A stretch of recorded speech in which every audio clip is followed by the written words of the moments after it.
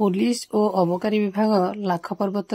चाष होता 41 एकर जंगल जमी विपुल परिमाणर गंजेई गछ काटी नष्ट कर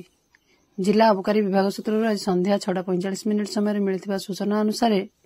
कंटामाल थाना अंतर्गत लमसरी पंचायतर लाख पर्वत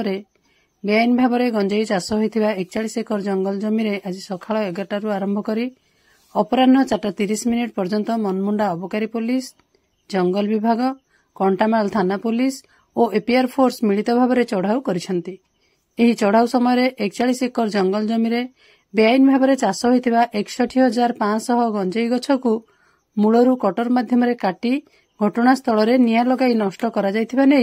कंटामाल अबकारी थानार ओआईसी सूर्यकांत मल्लिक सूचना देइछन्ति।